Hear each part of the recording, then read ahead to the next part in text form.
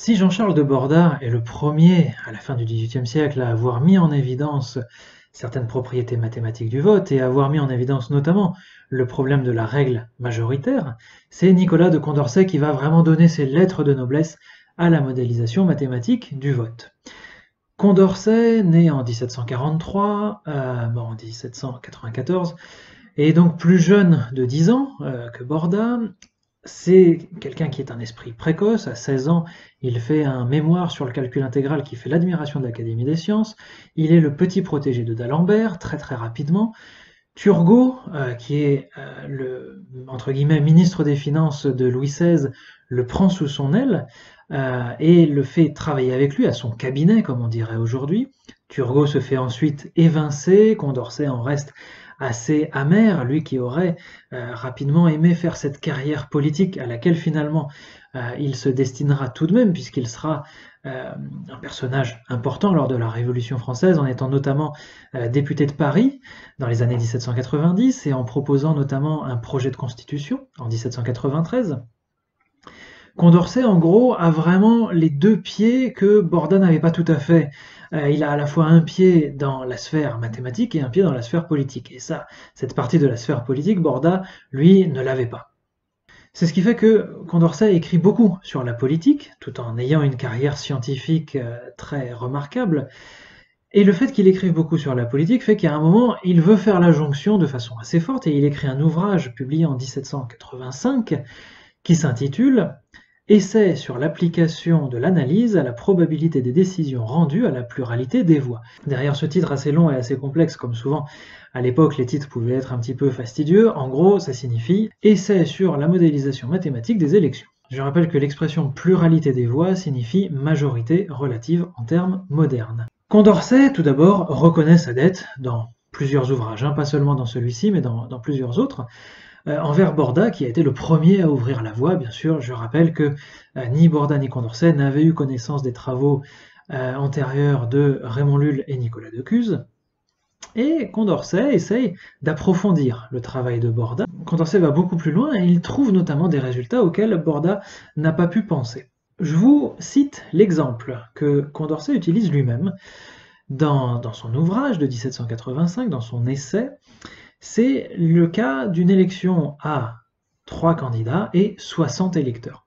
Alors, à la différence de Borda, Condorcet ne propose pas un tableau, parce que ça devient un petit peu trop énorme à mettre en page, mais il propose de nous donner le résumé des préférences des différents électeurs. 23 électeurs préfèrent A plutôt que B plutôt que C. On écrit donc ça sous la forme A supérieur à B supérieur à C. 17 électeurs préfèrent B plutôt que C plutôt que A. 2 électeurs préfèrent B plutôt que A plutôt que C. 10 électeurs préfèrent C plutôt que A plutôt que B. Et enfin 8 électeurs préfèrent C plutôt que B plutôt que A. À partir de ces préférences individuelles classées sur les 3 candidats, Condorcet remarque une chose que Borda n'avait pas vue, parce que l'exemple de Condorcet est plus complexe et il a bénéficié de la lecture de Borda. Condorcet remarque que si on utilise la méthode des duels, la méthode de comparaison par paire, qui est en fait celle de Borda, alors on peut noter ceci. 33 électeurs préfèrent A plutôt que B, et donc 27 électeurs préfèrent B plutôt que A. 42 électeurs préfèrent B plutôt que C, contre 18 qui préfèrent C contre B, et 35 électeurs préfèrent C plutôt que A, contre 25 qui préfèrent A plutôt que C.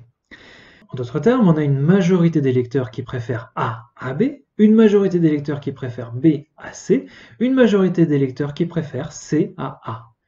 On obtient donc ce que l'on peut appeler une majorité cyclique. A est préféré à B, est préféré à C, est préféré à A. On tourne en rond. Et ça pose un problème.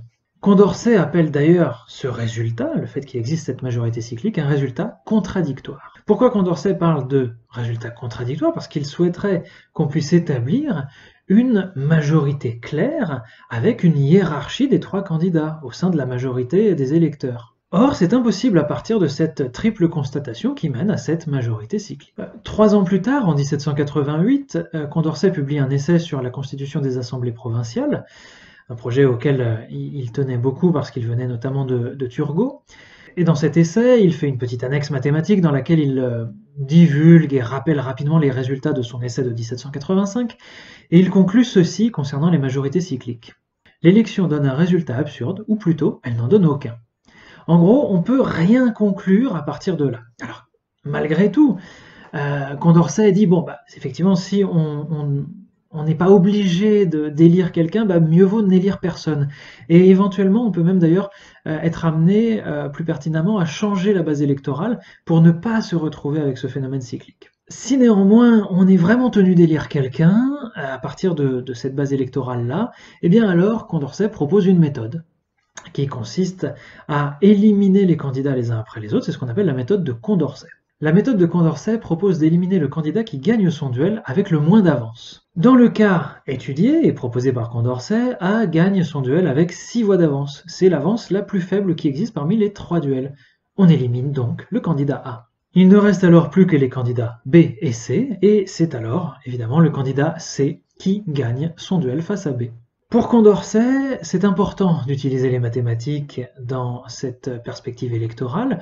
Alors, je ne rentre pas dans les détails, mais Condorcet se démarque volontairement de l'arithmétique politique dont on a parlé, qui émane de William Petty et qui a été très importante au fil du XVIIe et du XVIIIe siècle. Condorcet, lui, invente une locution, il parle de mathématiques sociales, pour un tas de raisons, je ne rentre pas dans les détails, mais en gros, il veut créer une nouvelle approche des mathématiques, notamment plus honnête que celle de l'arithmétique politique de Petty, qui a été trop accusée d'être tout simplement une exaltation de l'Angleterre face à la France au XVIIe siècle, quitte à utiliser de façon malhonnête les données quantifiées, quitte à les quasiment fabriquer. Condorcet, lui, il cherche la vérité. Il cherche la vérité et le bien du peuple, le bien de ce qui va devenir peu à peu la démocratie, peu après, ou en tout cas les linéaments de la démocratie moderne, peu après la parution de ces 2 ouvrages que je viens de vous citer. Et pour Condorcet, l'usage des mathématiques est très important dans cette perspective-là. Voici ce qu'il en dit. Le calcul a du moins l'avantage de rendre la marche de la raison plus certaine, de lui offrir des armes plus fortes contre les subtilités et les sophismes. Voilà, en gros, plutôt que de nous mentir avec des méthodes électorales incohérentes, le calcul au moins peut profiter à la marge de la raison et peut profiter donc au peuple dans son ensemble. Les travaux néanmoins de Borda et de Condorcet, comme ceux de Raymond Lull et de Nicolas de Cuse, vont être oubliés. Et c'est en Angleterre que dans les années 1870, on va retrouver leurs résultats. C'est quelqu'un qui est très connu, mais pas pour sa contribution à la question des mathématiques électorales, bien qu'elle soit très importante. C'est quelqu'un qui s'appelle Lewis Carroll et dont on parlera dans la prochaine vidéo.